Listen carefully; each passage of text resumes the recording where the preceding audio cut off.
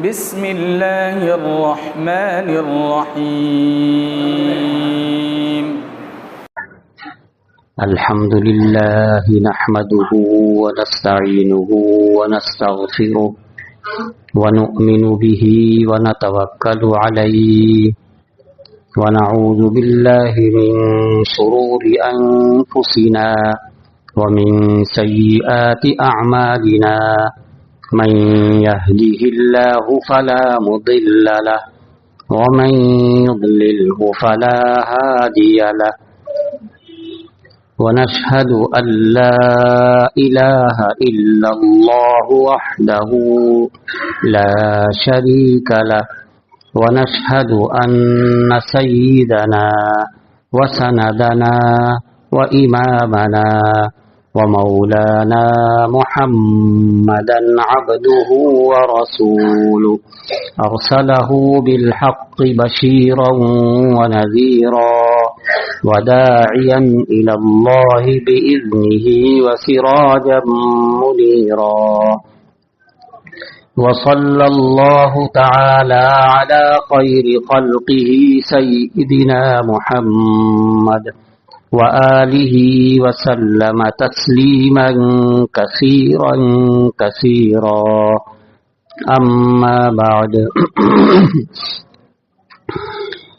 أعوذ بالله من الشيطان الرجيم بسم الله الرحمن الرحيم وهو الذي يرسل الرياح بشرا بين يدي رحمته حتى إذا أقلت سحابا ثقالا سقناه لبلد ميت فأنزلنا به الماء فأخرجنا به من كل الثمرات كذلك نخرج الموتى لعلكم تذكرون والبلد الطيب يخرج نباته بإذن ربه والذي خبث لا يخرج إلا نكدا كذلك نصرف الآيات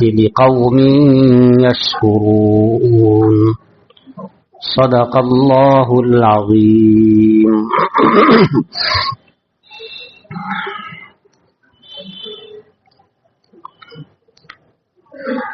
محترم بزرگوں اور دوستو، یہ 8واں پارہ ہے، سورہ اعراف ہے، جس کی 2 آیتیں تلاوت کی گئی ہیں، آیت نمبر 57 اور 58. ان دونوں آیات میں جو مضامین بیان کیے گئے ہیں مختصر طریقے سے ان کا ذکر کیا جائے گا. شروع سورے سے، سورہ اعراف کے شروع سے ترغیب اور ترہیب، انذار اور تبشیر چل رہے ہیں. اس میں زیادہ تر ڈرانا مقصد ہے کہ انسان ڈر سے نافرمانیوں کو چھوڑ دے اور اللہ تعالیٰ کی فرما برداری میں لگ جائے. توحید کے مضبوط دلائل پیش کیے گئے ہیں اور رسالت کے مضبوط دلائل پیش کیے گئے ہیں، اور اللہ تعالیٰ کی اپنی قدرت کاملہ کا ذکر کیا گیا ہے. حضرت آدم علیہ السلام کی پیدائش اور پھر ان کے ساتھ جو کچھ پیش آیا، شیطان نے جو بہکایا، اور اس کا بھی ذکر آیا. تو رحمت کاملہ کا ذکر ہے. پھر ان آیات میں اللہ تعالیٰ نے آسمانوں کو پیدا کیا، زمین کو پیدا کیا، چاند اور سورج اور ستارے پیدا کیے، اور سب اسی کی پیدا کی ہوئی ہیں اور اللہ کا حکم اسی پہ چلتا ہے. ان کا ذکر چل رہا ہے. اسی ذکر میں یہ آیات ہیں جن کی ابھی تلاوت کی گئی. یہ بتایا گیا تھا کہ جب सब कुछ पैदा करने वाली ज़ात वही है, सब पर उसी का हुक्म चल रहा है, उसी की हुकूमत चल रही है।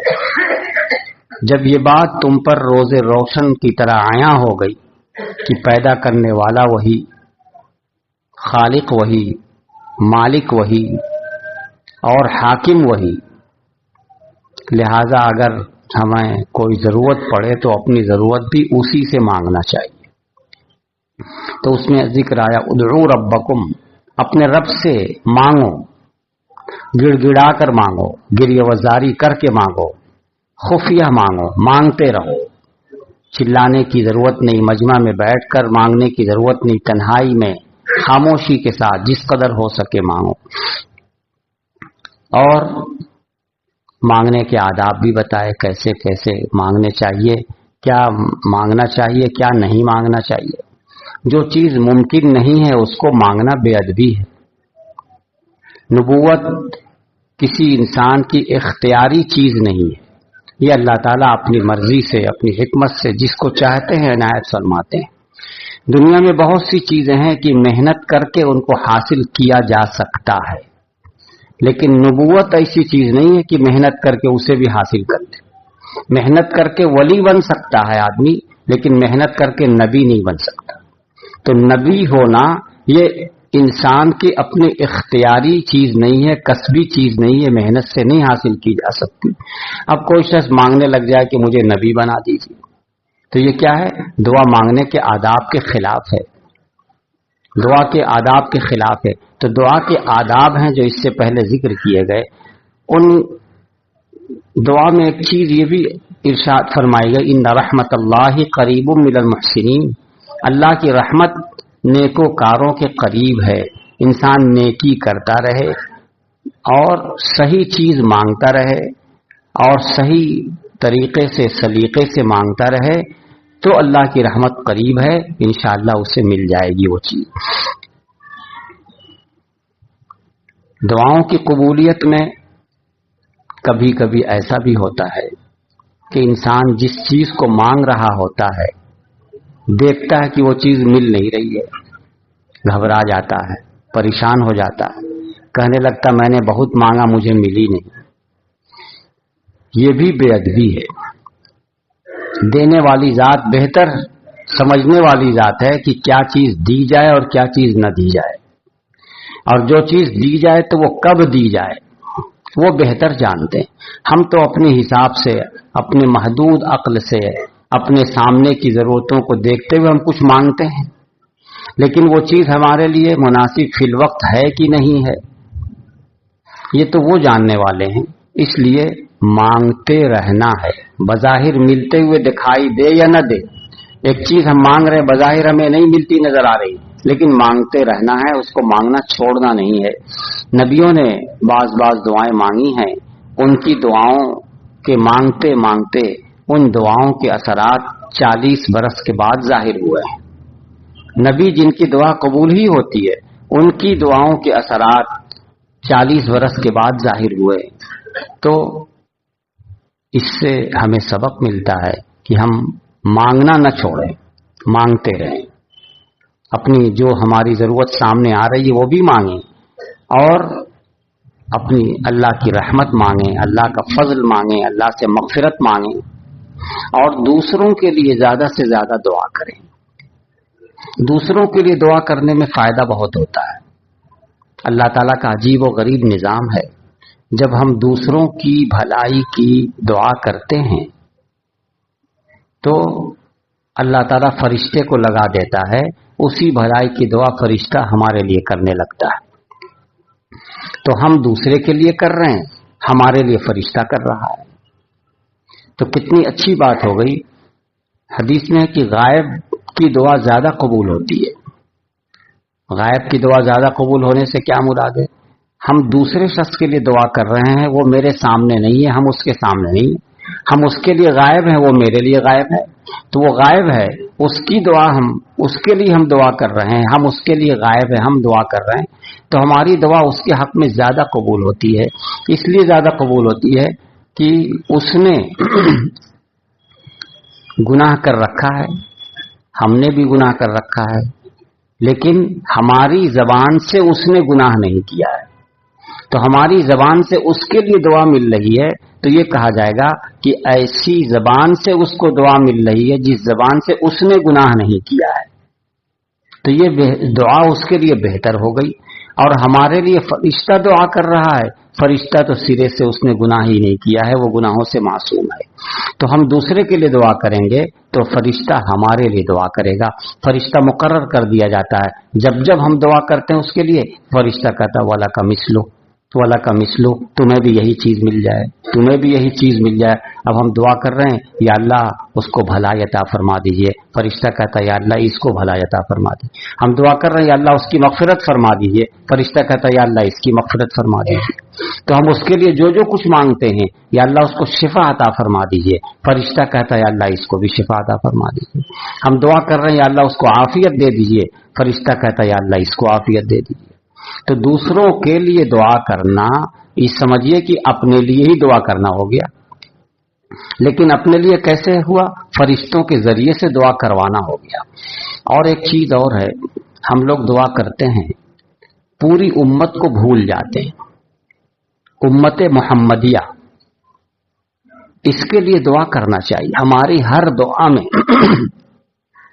हमारी हर दुआ में उम्मत मुहम्मदिया को शामिल कर लेना जरूरी। जब भी दुआ करें तो साथ साथ या अल्लाह उम्मत मुहम्मदिया पे रहम फरमा दीजिए, उम्मत मुहम्मदिया की मग़फ़िरत फरमा दीजिए, इतना लफ्ज कह देना ये हमारे लिए खैर का सबब है और पूरी उम्मत की भलाई का सबब है। पूरी उम्मत के लिए रहमत और मग़फ़िरत की दुआ मांग लेना चाहिए। कोई शख्स होता है, सोच है इंसान की, कहता है कि इतनी फुर्सत कहाँ कि हम दूसरों के लिए मांगे, अपने ही लिए मांगते मांगते वक्त खत्म हो जाता है हमारा। तो उनके लिए खास तौर से ये नुस्खा है कि जब हम ये कहेंगे कि उम्मत मुहम्मदिया पे रहम फरमा दीजिए, तो उम्मत मुहम्मदिया में तो हम भी हैं, तो अपने लिए भी तो दुआ हो ही गई, कहाँ बचे हम, कहाँ निकले इससे। तो इसलिए उम्मत मुहम्मदिया के लिए दुआ करेंगे, अपने लिए दुआ हो जाएगी। और वो जो हमने बताया फरिश्ता करता है, उससे खुद अपने लिए दुआ हो ही गई। इसलिए दुआ मांगने का एहतमाम करना चाहिए। हमारे बुजुर्गान दीन फरमाते हैं कि जिसके लिए दुआ का दरवाजा खुल गया, समझिए उसके लिए रहमत का दरवाजा खुल गया। और जिस चीज की दुआ हम ज्यादा मांगे, समझ लीजिए अल्लाह ताला की तरफ से तौफीक मिल गई उस चीज की दुआ की, अब वो चीज मिलेगी इंशाअल्लाह। इसलिए अपने लिए अल्लाह से फजल मांगना, अल्लाह से रहमत मांगना, मग़फ़िरत मांगना, मांगते रहना चाहिए, मांगते रहना चाहिए। ये इन आयात में इसको जिक्र किया गया है। और आगे अल्लाह ताला फरमाते हैं वहुवल्लज़ी युरसिलुर रियाह बुशरम बैन यदै रहमती। अल्लाह ताला की कुदरत को तुम समझ चुके हो, कुदरत का जिक्र आ चुका है, यहाँ मजीद कुदरत का जिक्र और किया जा रहा है कि देखो अल्लाह की रहमत किस तरह उतरती है। जब तुम दुआ मांगोगे तो रहमत इसी तरह उतरती हुई नजर आएगी। वहुवल्लज़ी युरसिलुर रियाह, वही जात है जो हवाओं को भेजता है। ये हवाएं इंसानों के लिए किस कदर मुफीद हैं कि इंसान हवा के बगैर जिंदा नहीं रह सकता, पानी के बगैर भी जिंदा नहीं रह सकता, ये सब लोग जानते हैं। लेकिन पानी के बगैर 2 घंटा, 3 घंटा, 5 घंटा, 20 घंटा जिंदा रह सकता है, लेकिन हवा के बगैर नहीं जिंदा रह सकता। 2 मिनट जिंदा रहना मुश्किल हो जाएगा। अब पानी के बगैर तो 20 घंटा जिंदा रह सकता है, तो पानी के बगैर भी जिंदा नहीं रह सकता, लेकिन इतनी देर रह सकता है। लेकिन हवा के बगैर इतनी देर भी नहीं रह, 1 घंटा नहीं जिंदा रह सकता। तो ये हवा अल्लाह ताला की बहुत बड़ी नेमत है। और हवाएं ठंडी भी होती हैं, गर्म भी होती हैं। वहुवल्लज़ी युरसिलुर रियाह, अल्लाह ताला फरमा रहे हैं कि वो जात वो है जो हवाओं को भेजता है, ठंडी हवाएं भेजता है। बुशरम बैन यदै रहमती, बारिश होने से पहले ठंडी हवाएं भेज देता है जो बशारत सुनाती हैं, खुशखबरी सुनाती हैं कि अब बारिश होने वाली है। जब इंसान गर्मी से परेशान हो जाता है तो किस कदर बारिश का इंतजार करता है, ठंडी हवा का इंतजार करता है। उस मौके पे थोड़ी सी ठंडी हवा मिल जाए तो कितनी राहत होती है, तबीयत को कितनी बशाशत اور کتنی خوشی ملتی ہے، اللہ تعالیٰ اس کو فرما رہے ہیں وہی ٹھنڈی ہوائیں بھیجتا ہے۔ اور عموماً یہ عادت اللہ ہے کہ بارش سے پہلے عموماً تھوڑی دیر پہلے ٹھنڈی ہوا چلنے لگتی ہے۔ یہ تھوڑی دیر ٹھنڈی ہوا جو چلتی ہے، یہ ٹھنڈی ہوا پہلے ہی سے آ کے خوشخبری سنا دیتی ہے کہ جس کے تم بہت انتظار کر رہے ہو، جس کے منتظر ہو، بس وہ آ رہی ہے۔ تو پہلے ہوا آ کر کے خوشخبری سنا دیتی ہے کہ بارش ہونے والی۔ انسان ٹھنڈی ہوا پا کے کہنے لگتا ہے بارش کہیں شروع ہو گئی ہے، تو خوشخبری محسوس کر لیتا۔ تو یرسل الریاح بشرا بین یدی رحمتی، اللہ تعالیٰ فرما رہے ہم ہواؤں کو خوشخبری دینے والی ہواؤں کو بھیجتے ہیں۔ کب؟ بارش سے پہلے پہلے بھیجتے ہیں۔ حدیث میں ہے کہ یہ ہوا جو ہے راحت ہے، اس میں اللہ کی رحمت بھی ہے اور اللہ کا عذاب بھی ہے۔ تم اس کے خیر مانگو اور اس کے شر سے پناہ مانگو۔ خیر مانگو یعنی یا اللہ یہ جو ہوا آ رہی ہے، چل رہی ہے، اس میں خیر رکھ دیجیے ہمارے لیے، اس کو رحمت بنا دیجیے ہمارے لیے، اس کو عذاب نہ بنائیے۔ اتنی سرد ہو جائے ہوا، اتنی سرد ہو جائے کہ انسان برداشت نہ کر سکے تو اس کے لیے وہ عذاب ہے، اور اتنی سرد ہو کہ برداشت کر سکے، گرمی اس کی دور ہو جائے، گرمی کی شدت دور ہو جائے، تکلیف دور ہو جائے، ٹھنڈی ہوا اچھی لگنے لگے، تو یہ اس کے لیے راحت ہے اور رحمت ہے۔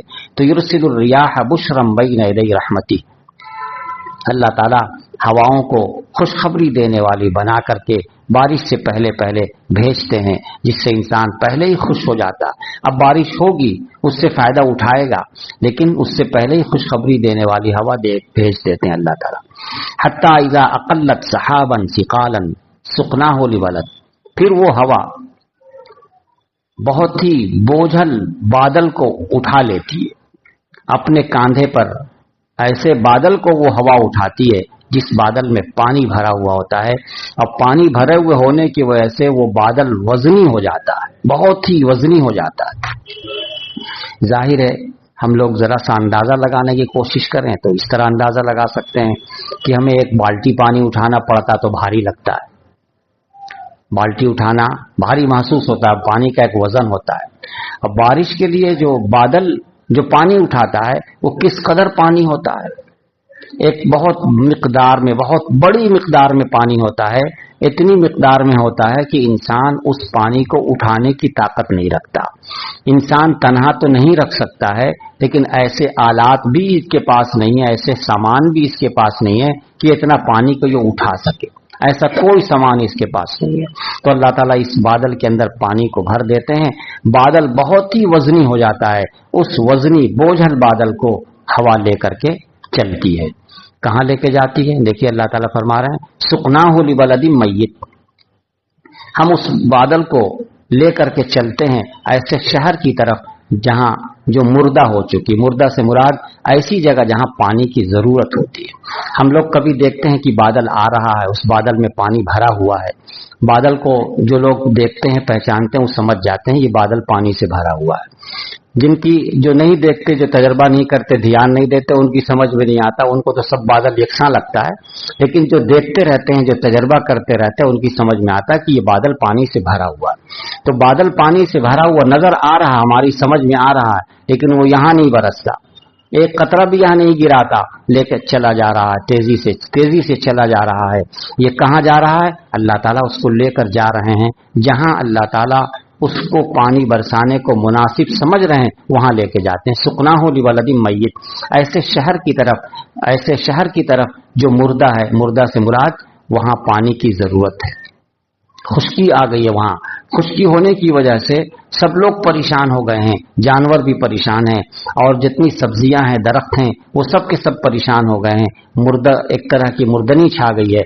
ایسے شہر کی طرف ہم لے کر کے چلتے ہیں، فَأَنزَلْنَا بِهِ الْمَاءَ، پھر وہاں جا کر ہم پانی برسا دیتے ہیں۔ دیکھیے اللہ تعالیٰ کی قدرت کتنی بڑی ہے، اتنا پانی اٹھا کے کوئی لے جانا چاہے نہیں لے جا سکے گا، انتظام کرنا چاہے انسان اتنے پانی کو یہاں سے بھیجنے کا تو کوئی اس کے پاس ایسی کوئی مشین نہیں، ایسا کوئی آلہ نہیں جو اتنے پانی کا انتظام کر سکے، لیکن اللہ تعالیٰ بہت ہی آسانی کے ساتھ اور उनको कोई मेहनत नहीं लगती, उनको कोई परेशानी नहीं होती।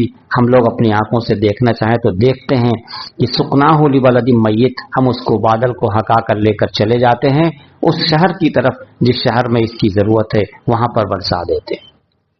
फांजलना बिहिल मा, हम वहां पे पानी बरसा देते हैं। फाखरजना बिही मिन कुल्ली समरात, फिर हर तरह के फल वहां से निकालते हैं। अब दरख्त पैदा होता है, लहलहाने पौधे लहलहाने लगते हैं, फूल खिलने लगते हैं, फल आने लगते हैं, किस कदर सब्जी आने लगती है और कितना खुशनुमा मंजर शुरू हो जाता। अभी चंद दिनों पहले मिट्टी खुश्क थी, बिल्कुल सब लोग देख रहे थे सूखा ही सूखा है, जमीन पे चलना मुश्किल हो गया, मिट्टी खुश्की से फट जाती, मुंह खोल देती है। लोगों का पैदल चलना, बगैर चप्पल के चलना बिल्कुल बहुत सख्त मुश्किल हो जाता है। इतनी सख्ती पैदा हो जाती है जमीन के अंदर। फिर वही जमीन है, बारिश बरसती है, बारिश होती है, बस बारिश के बाद जमीन भी नरम हो जाती है, पौधे लहलहाने लगते हैं, साग सब्जी घास वगैरह उसमें निकल आते हैं, एक खुशनुमा मंजर हो जाता है, जानवर भी खुश हो जाते हैं, जमीन भी लगती है खुश हो गई है। तो ये कौन करता है? ये अल्लाह ताला की जात है जो ये सब काम कर रही। हम लोग इस पर ध्यान दें तो समझ में आएगा कि वाकई अल्लाह ताला की बहुत बड़ी कुदरत है, बहुत बड़ी रहमत है अल्लाह की, जो इस तरह का सिलसिला अल्लाह ताला की तरफ से चलता है। ये तो इंसानों के गुनाहों की वजह से परेशानी हो जाती है कि बारिश नहीं हो रही है और ये आ रहा है, वो आ रहा है, रुकावटें आ रही हैं।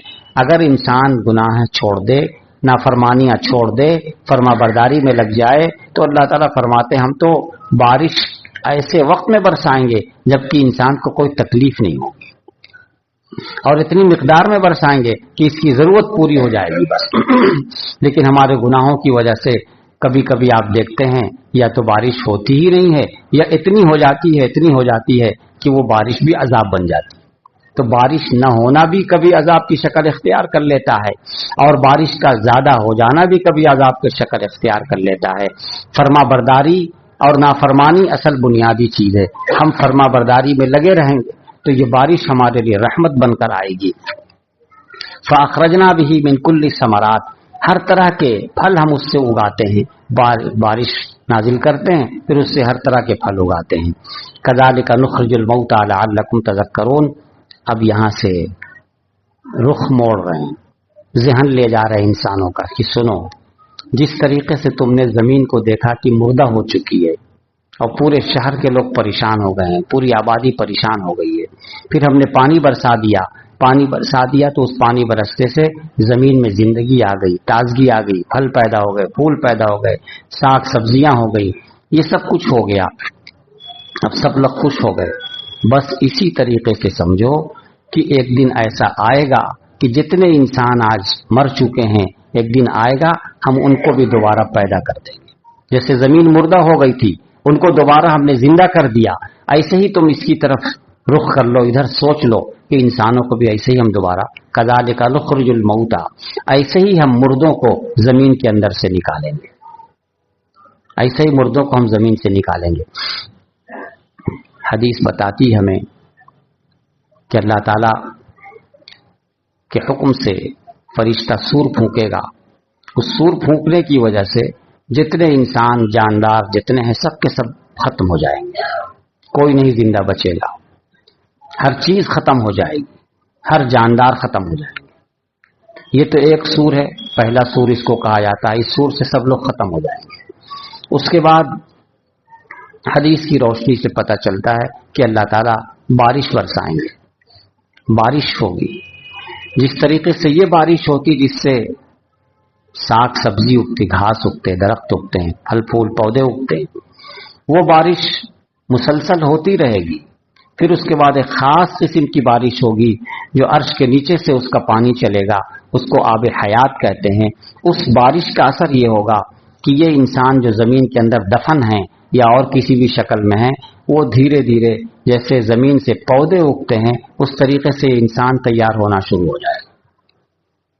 उस बारिश से, उस पानी से, वो खास किस्म का पानी होगा आब हयात। इस तरीके से सारे के सारे इंसान तैयार होना शुरू हो जाएंगे और धीरे धीरे उसकी खास مقدار ہوگی جو اللہ ہی تعالیٰ بہتر جانتے ہیں، اس انداز سے، اس کیفیت سے انسانوں کا وجود ہونا شروع ہوگا۔ ہوتے ہوتے ہوتے سارے انسان تیار ہو جائیں گے۔ بالکل جب مکمل سب انسان تیار ہو جائیں، یعنی سب کا جسم تیار ہو جائے گا، اب روح ڈالنا باقی رہے گا، تو اس طریقے سے ہوں گے جیسے کسی کو سلا دیا گیا ہو اس طرح۔ پھر دوبارہ سور پھونکا جائے گا، پھر دوسری سور میں سب کے سب اٹھ کھڑے ہوں گے، سارے انسان، سارے کے سارے انسان اٹھ کھڑے ہوں گے۔ یہ اللہ تعالیٰ کا نظام ہے۔ کس طریقے سے اللہ نے سمجھایا ہے کہ جس طریقے سے زمین مردہ ہو جاتی ہے، بارش برسا کر کے ہم ان کو پھر سے زندہ کر دیتے ہیں، ایسے ہی ایک وقت آئے گا کذالک نخرج الموتیٰ، ایسے ہی ہم مردوں کو پھر نکالیں گے۔ کیسے نکالیں گے؟ اس کی ترتیب اس طریقے سے حدیث میں بیان کی گئی ہے۔ لعلکم تذکرون، یہ ہم اس لیے بتا رہے ہیں تاکہ تم نصیحت حاصل کرو، تاکہ تم غور کرو۔ واقعی غور کرنے کی چیز ہے، انسان غور کرے گا تو غور کرتے کرتے اس تہ تک پہنچے گا کہ ہاں دوبارہ زندہ کرنا اللہ تعالیٰ کے لیے مشکل نہیں۔ ہم تو دنیا میں دیکھ رہے ہیں کہ کس طریقے سے چیزیں اللہ تعالیٰ دوبارہ زندہ کر رہے ہیں، زمین کو مردہ کر کے دوبارہ زندہ کر دے رہے ہیں، کھیتیاں ختم ہو جا رہی ہیں، پھر نئے سرے سے کھیتی پیدا ہو جا رہی ہے، سال گزر جاتا ہے، پھر نئے سرے سے پھل آنا شروع ہو جاتا ہے۔ آپ لوگوں نے درختوں پہ تو غور کیا ہوگا، درختوں میں پتے بہت ہوتے ہیں، جب سال گزرتا ہے تو سارے پتے گر جاتے ہیں، درخت کو کہا جاتا ہے کہ درخت ننگا ہو گیا، پھر نئے پتے نکلنا شروع ہوتے ہیں، پھر درخت ہرا بھرا ہو جاتا ہے۔ یہ تو ہر سال ہوتا رہتا ہے، ہر درخت پہ ہوتا رہتا ہے کہ سارے پتے گر جاتے ہیں، پھر نئے پتے شروع ہو جاتے ہیں۔ یہ سلسلہ نظر آ رہا ہے، تو انسان اسی سے سوچ لے کہ اللہ تعالیٰ جس طریقے سے سب کو زندہ کر کر کے دکھا رہے ہیں، ایسا ہی قیامت کا ایک دن آئے گا جو سارے انسانوں کو پھر سے زندہ کر دیں گے۔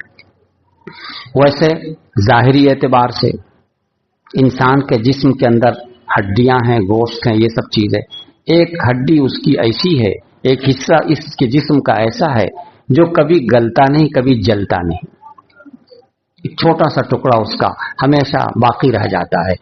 آتا ہے روایات میں کہ اسی سے اللہ تعالیٰ پھر اس کو دوبارہ اٹھا دیں گے۔ یہ اللہ تعالیٰ دنیا والوں کو دکھا رہے ہیں۔ جن لوگوں نے تحقیق کی ہے، تحقیق تو چند لوگ کرتے ہیں لیکن اس کی رپورٹ ساری دنیا کے سامنے آ جاتی ہے۔ جو لوگ انسان کے جسم کو جلاتے ہیں، جن کا یہی کام ہے، وہ بتاتے ہیں کہ جسم کا ایک ایک حصہ جل جاتا ہے، ہڈیاں تک جل جاتی ہیں۔ اب تو بائلٹ نکال دیا گیا، اس کے اندر جسم کو ڈالتے ہیں، بس جل کے ختم ہو جاتا ہے۔ یہ جلا دیا جاتا ہے لیکن ایک حصہ ایسا رہتا ہے کہ وہ جلتا ہی نہیں، باقی رہتا ہے۔ یہی تحقیق زمین کے اندر دفن کرنے والوں کے سلسلے میں بھی ہے کہ اگر سب کچھ گل جائے، سڑ جائے، مگر ایک حصہ ایسا رہتا ہے جو باقی رہتا ہے، وہ نہ گلتا ہے، نہ جلتا ہے، نہ کچھ ہوتا ہے، گویا وہ چیز باقی ہی رہ جاتی ہے۔ اللہ تعالیٰ اسی کی وہی ایک بنیاد ہے، اسی بنیاد پر اللہ تعالیٰ اسے پھر دوبارہ اٹھا دیتے ہیں۔ اور کہا جاتا ہے کہ وہ جو بارش ہوگی، اس بارش سے جو یہ اگنا ہوگا، جس طرح گھاس اور درخت وغیرہ اگتے ہیں، اس طریقے سے انسان دھیرے دھیرے تیار ہوگا۔ تو جس نے اس کو پہلے سے دیکھ رکھا ہے، جب یہ مکمل تیار ہوگا تو دیکھ کے پہچان لے گا ہاں یہ تو وہی ہے، یعنی بالکل پہلی شکل پر آ جائے گا۔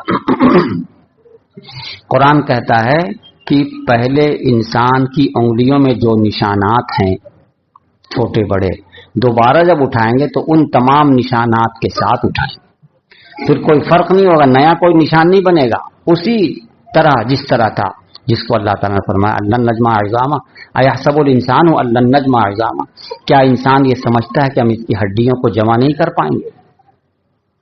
بلا قادرین علی ان نسوی بنانا، تم ہڈی کے بارے میں خیال کر رہے ہو، ہم تمہیں بتا رہے ہیں انگلیوں میں جو نشانات ہیں وہ نشانات کے ساتھ اٹھائیں گے۔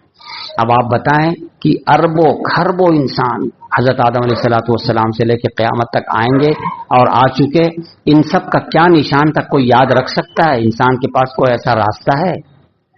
انسان مجبور ہے اس معاملے میں، چند لوگوں کے نشانات کو وہ پتہ لگا لے، یاد رکھ لے، لیکن اتنے سارے انسانوں کی انگلیاں اور پھر ان کے نشانات، یہ اللہ تعالیٰ کا کمال علم ہے اور کمال قدرت ہے کہ جس کا جو نشان ہے اسی نشان کے ساتھ اس کو اٹھائیں گے، اسی کیفیت کے ساتھ اٹھائیں گے۔ یہ اللہ تعالیٰ کی قدرت ہے، اس قدرت کا یہاں ذکر کیا جا رہا ہے کہ ہم دوبارہ پھر مردوں کو زندہ کریں گے، اسی طریقے سے نکالیں گے جیسے تم اپنی آنکھوں سے دیکھ رہے ہو کہ ہم کس طرح نکالتے ہیں۔ آگے فرماتے ہیں، آگے کیا ہے؟ والبلد الطیب یخرج نباتہ باذن ربہ، اور جب بارش ہم لے جا کے برساتے ہیں کسی زمین پر تو بارش ایک بہت بڑی زمین پہ برستی ہے، اس میں سے کچھ حصہ زمین کا ایسا ہوتا ہے جو اس پانی کو اپنے اندر جذب کر لیتا ہے، پانی کو پی جاتا ہے، اور جذب کرنے کے بعد پھر اس کے اندر سے پودے نکالتا ہے۔ زمین اچھی ہوتی ہے، قابل ہوتی ہے، تو اس کے اندر سے چیز بھی اچھی نکلنے لگتی ہے، پودا بھی اچھا نکلتا ہے، پھل بھی اچھا نکلتا ہے، پھول بھی اچھے نکلتے ہیں۔ یہ اچھی زمین ہوتی ہے تو اس طرح ہوتا ہے۔ اور کچھ زمین ایسی ہوتی ہے جو شور اور بنجر ہوتی ہے۔ بنجر زمین پہ بارش برستی ہے، بارش یکساں اس پر بھی برسی، اس پہ بھی، دونوں جگہ بارش یکساں ہوئی ہے، لیکن اس زمین نے پانی کو جذب کر کے اپنے اندر سے پیڑ پودے پھل پھول نکال لیے، اور یہ زمین بنجر، اس نے اپنے اندر پانی کو نہیں لیا اور جذب نہیں کیا، کچھ نہیں کیا، پانی اس پر گرا اور گر کے بہہ کے چلا گیا، اس کے اندر سے کچھ بھی نہیں پیدا ہوا۔ بارش تو یکساں ہوئی تھی اس زمین پہ بھی، اس زمین پہ بھی، لیکن وہ زمین قابل تھی، قابلیت رکھنے والی تھی، استعداد تھی اس کے اندر، وہ اچھی زمین تھی، اس میں اچھے پودے ہوئے۔ یہ زمین اچھی نہیں تھی، بنجر تھی، شور تھی، اس لیے اس میں کچھ بھی نہیں ہوا۔ اگر کچھ ہوا بھی تو وہ بہت قلیل، تھوڑی سی مقدار میں ہوا، اور وہ بھی ناقص، غیر مفید، ناکارہ، کارآمد نہیں۔ بارش تو یکساں ہوئی دونوں زمین پہ، لیکن زمین کی استعداد اور صلاحیت اور قابلیت کے حساب سے کسی زمین سے کارآمد چیز نکلی اور زیادہ سے زیادہ نفع دینے والی نکلی، اور کسی زمین سے کچھ بھی نہیں نکلی۔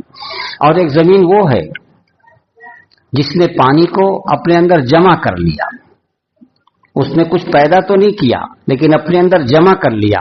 اب یہ پانی جمع ہو گیا، اب اس جمع شدہ پانی سے انسان بھی فائدہ اٹھائیں گے پینے کے لیے یا دیگر کاموں کے لیے، جانور بھی فائدہ اٹھائیں گے، اور نہروں اس کے ذریعے سے کھیتیوں کو سیراب کیا جائے گا۔ تو گویا زمین 3 حصوں میں تقسیم ہو جاتی ہے بارش ہونے کے بعد، یا تو بہترین پھل پودے نکالنے لگتی ہے، یا اکٹھا کر لیتی ہے پانی، وہ جمع ہے، اس سے دوسرے لوگ فائدہ اٹھاتے ہیں، یا پھر نہ اس نے جذب کیا، نہ کوئی پودا نکلا، نہ جمع کیا، وہ زمین ایسی ہے کہ پانی وہاں سے بہہ کر کے نکل گیا۔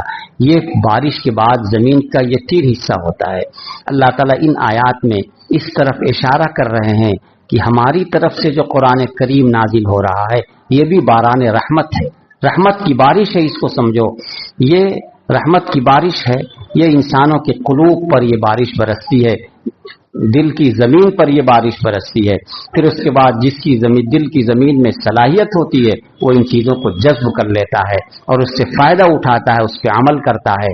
اور کچھ لوگ وہ ہوتے ہیں جو ساری باتوں کو سنتے ہیں، اللہ کے کلام کو سنتے ہیں، اللہ کی آیات کو پڑھتے ہیں، لیکن ان کے دل کی زمین بالکل بنجر اور شور اور ناکارہ ہے کہ اس پہ اللہ کے کلام کا بھی کوئی اثر نہیں ہوتا۔ ورنہ اللہ کا کلام عام ہے، سب کے لیے ہے، جیسے بارش عام ہے، سب جگہ ہو رہی ہے، لیکن قابل زمین ہی کوئی چیز اگاتی ہے، باقی بنجر زمین کچھ نہیں اگا پاتی۔ اسی طریقے سے انسان کے دلوں کا حال ہے کہ جس دل میں صلاحیت ہوتی، قابلیت ہوتی ہے، وہ دل جذب کر لیتا ہے، جذب کر کے ان باتوں کو سمجھ لیتا ہے، اس پہ عمل شروع کر دیتا ہے، وہ کامیاب ہو جاتا ہے۔ کس قدر لطیف اشارہ ہے، سمجھ میں آ رہا کہ اللہ کا یہ کلام یہ بارش کی طرح ہے جو عام ہے، رحمت ہے، اور اس سے فائدہ وہی دل اٹھاتے ہیں جس دل کے اندر سمجھداری ہوتی ہے۔ والبلد الطیب، اور جو شہر پاکیزہ ہے، یخرج نباتہ باذن ربہ، اس کا سبزہ نکلتا ہے اس کے رب کے حکم سے، اس کے اندر قابلیت ہے، صلاحیت ہے، نکلتا ہے، فرماتے ہیں اپنی مرضی سے نہیں ہوتا، باذن ربی، رب کے حکم سے ہوتا ہے، رب کی اجازت سے ہوتا ہے، رب کی مرضی سے ہوتا ہے۔ والذی خبث لا یخرج الا نکدا، اور جو زمین خراب ہے وہ کچھ بھی نہیں نکالتی، اگر نکالی بھی تھوڑی موڑی تو ناقص، ناکارہ، جس سے کوئی فائدہ نہیں ہوتا۔ کذالک نصرف الآیات، اللہ تعالیٰ فرما رہے ہیں ایسے ہی ہم آیتوں کو بتلاتے ہیں، آیتوں کو بار بار دہرا کر پھیر پھیر کر ہم بتلاتے ہیں تاکہ تم سمجھ میں تم کو آئے۔ لقوم یشکرون، ان لوگوں کے لیے جو شکر کرنے والے ہیں، جو شکر کرنے والے ہیں وہ ان باتوں کو سمجھیں گے اور شکر کریں گے کہ اللہ کا کرم ہے، احسان ہے کہ اللہ تعالیٰ نے ہمیں کلام پاک کو پڑھنے اور سننے کی اور سمجھنے کی توفیق عطا فرمائی۔ ہم نے اس کو سن کے اس کو اپنے دل میں لے لیا اور لے کر کے اس پہ عمل کرنا شروع کر دیا۔ تو اپنے دل کو قابل بنانے کی گویا توجہ دینے کی ضرورت ہے، محنت کی ضرورت ہے.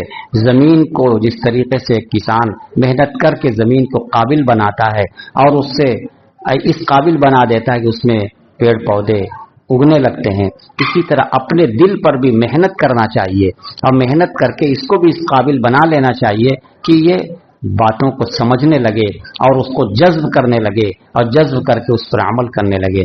بہت سے لوگ ہیں کہ اللہ کے کلام کو اپنے اندر لے لیتے ہیں اور پھر اس کے ذریعے سے دوسرے فائدہ اٹھاتے ہیں. جیسے وہ پانی کی مثال دی کہ بارش کو وہ جمع کر لیتا ہے اور اس سے دوسرے لوگ فائدہ اٹھاتے ہیں، انسان بھی جانور بھی، اور وہ کھیتوں کی طرف لے جاتے ہیں. تو بہت سے لوگ ایسے ہیں جو اس طرح جمع کر لیتے ہیں کہ ان کے ذریعے سے دوسروں کو فائدہ پہنچتا رہتا ہے.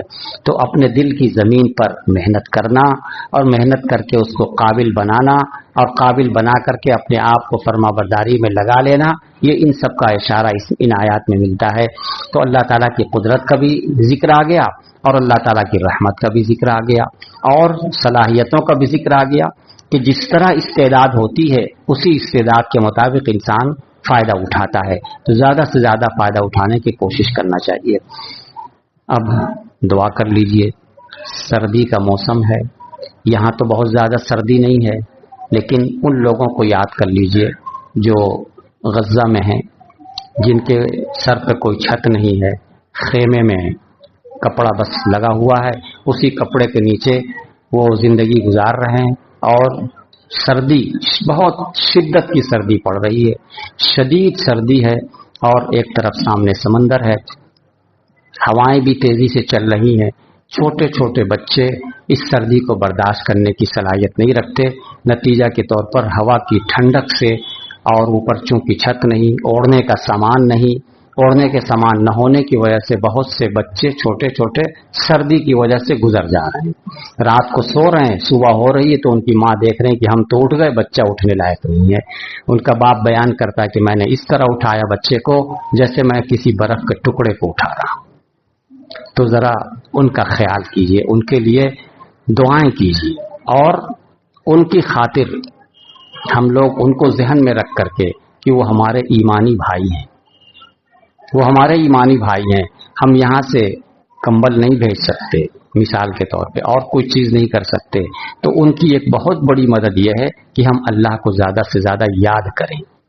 ابھی جو ہم نے کہا کہ غائب کی دعا زیادہ قبول ہوتی، تو ہم تو ان سے غائب ہیں، وہ ہم سے غائب ہیں، اس لیے اس سلسلے میں اہتمام سے دعا کریں. سچی بات یہ ہے، ہم مسجد میں بیٹھ کر کہتے ہیں کہ ہم لوگ ان کے لیے اہتمام سے دعا نہیں کرتے ہیں، بالکل نہیں کرتے ہیں، اہتمام سے دعا نہیں کرتے. کبھی خیال آ گیا تو کر لیا، نہیں تو نہیں کرتے ہیں. تو یہ غفلت کے ہم شکار ہیں اور اللہ تعالی ہم کو اسی سے آزمانا چاہتے ہیں. ان کی آزمائش تو دوسرے رنگ سے ہو رہی ہے، لیکن ہماری آزمائش اس انداز سے ہو رہی ہے کہ ہم کیا کر رہے ہیں. تو ہم غفلت کی زندگی نہ گزاریں. رات کو جب آرام کرنے کے لیے لیٹیں اور کمبل اور لحاف جب اوڑھیں تو انہیں بھی یاد کر لیں. کچھ آنسو نکال لیں اللہ تعالیٰ کے سامنے کہ اللہ رحم فرما دیجئے، کرم فرما دیجئے، یہ ہمارے بھائی ہیں اور شدید تکلیف میں مبتلا ہیں، شدید تکلیف میں مبتلا ہیں. تو ہم سب لوگ مل کے اللہ سے مانگیں گے تو اللہ تعالیٰ ضرور بہترین راستہ نکال دیں گے. تو انشاءاللہ کریں گے. اس پہ توجہ کے ساتھ کرنا، اہتمام سے کرنا ہے اور پابندی سے کرنا. یہ ہم کرتے رہیں گے، بہت جلد اس کے اثرات سامنے آ جائیں گے انشاءاللہ. دعا کر لیجیے. اللہم صلی علی محمد وعلی آل محمد کما صلیت علی ابراہیم وعلی آل ابراہیم انک حمید مجید. اللہم بارک علی محمد وعلی آل محمد کما بارکت علی ابراہیم وعلى آل إبراهيم إنك حميد مجيد.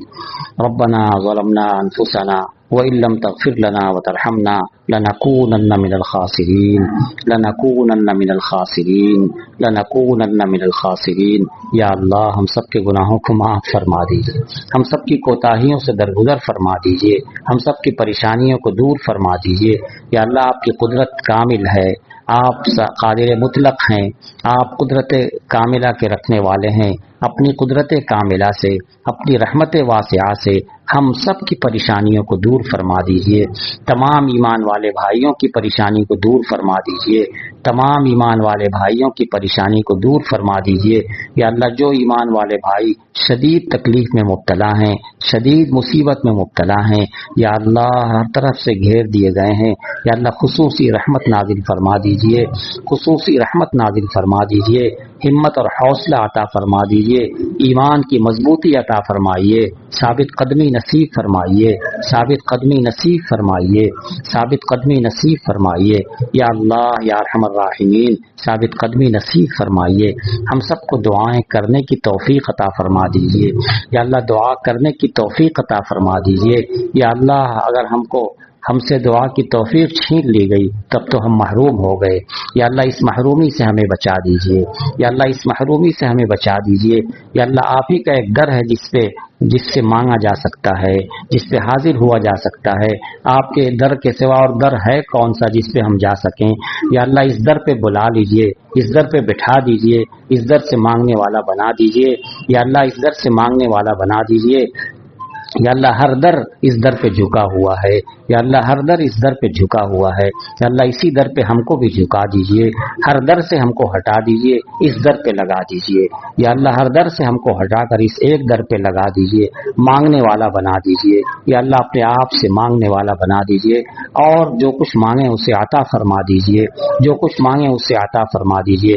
یا اللہ ہم کمزور ہیں، آپ جانتے ہیں ہم کمزور ہیں، ہمارا جسم کمزور ہے، ہمارا دل کمزور ہے، ہمارا دماغ کمزور ہے، یا اللہ ہمارا ایمان بھی کمزور ہے، ہمارا یقین بھی کمزور ہے، ہر طرح سے کمزور ہی کمزور ہیں کمزوریوں میں ہم گھرے ہوئے ہیں۔ یا اللہ آپ تو کمزوروں پہ رحم فرماتے ہیں، آپ تو کمزوروں پہ رحم فرماتے ہیں، رحم فرما دیجئے یا اللہ، رحم فرما دیجئے یا اللہ، رحم فرما دیجئے یا اللہ۔ جو پریشانیوں میں گھرے ہوئے ہیں، مصیبتوں میں گھرے ہوئے ہیں، خصوصی رحمت نازل فرما دیجئے، خصوصی رحمت نازل فرما دیجئے، کرم کا معاملہ فرما دیجئے یا اللہ۔ جلد از جلد ایمان کے ثمرات ہمیں دکھلا دیجئے، ایمان کے ثمرات ہمیں دکھلا دیجئے، اثرات دکھلا دیجئے یا اللہ۔ کرم فرما دیجئے یا اللہ۔ جن لوگوں نے دعا کی درخواست کی ہے اور جن مقاصد کے لیے کی ہے، ان کے جائز مقاصد میں کامیابی عطا فرما دیجئے، جائز مقاصد میں کامیابی عطا فرما دیجئے۔